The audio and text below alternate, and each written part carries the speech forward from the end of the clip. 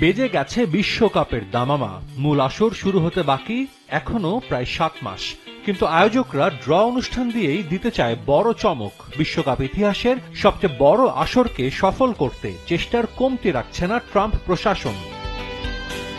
Draw অনুষ্ঠানের venue Washington ডিসির John F Kennedy centre. শুধু এ আয়োজনের জন্য $257 মিলিয়ন ব্যয় করে এ সংস্কার করা হয়েছে। চলছে শেষ মুহূর্তের প্রস্তুতি, বেশ কয়েক দফায় হয়েছে মহড়া। ড্রর জন্য প্রয়োজনীয় সবকিছুই ভেন্যুতে পৌঁছে গেছে। এরই মধ্যে ওয়াশিংটনে পৌঁছেছে পরম আরাধ্যের বিশ্বকাপ ট্রফিটাও। বিশ্বকাপ ড্র চলাকালীন ভেন্যুতেই থাকবে ট্রফি।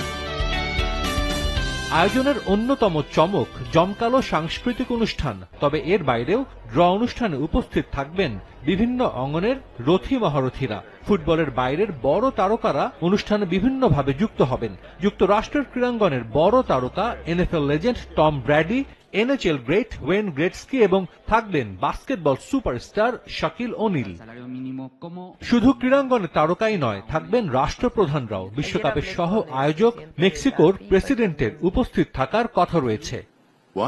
ড্র অনুষ্ঠানের অন্যতম উপস্থাপক ম্যানচেস্টার ইউনাইটেড ও ইংল্যান্ডের সাবেক ফুটবলার রিও ফার্ডিন্যান্ড। ইতিহাসের অংশ হতে পেরে খুশি এই কিংবদন্তিও। এটা অনেক বড় মুহূর্ত। ভক্ত হিসেবে সবাই এই অনুষ্ঠানগুলো দেখে, কারণ সবাই জানতে চায় তাদের দল কোন গ্রুপে আছে, প্রতিপক্ষ কারা। আমি নিজেও অপেক্ষায় আছি ইংল্যান্ডের দলের জন্য। আমার মনে হয় বিশ্বকাপের আয়োজনগুলো এমনই হওয়া উচিত। বিশ্বের বড় ও বিখ্যাত মানুষদের এই ভবনে থাকা উচিত। বিনোদন এবং খেলাধুলার জগতের কিছু বড় নাম এই ছাদের নিচে থাকবে। এই অনুষ্ঠান পরিচালনা করার জন্য একজন হতে পেরে আমি সম্মানিত বোধ করছি।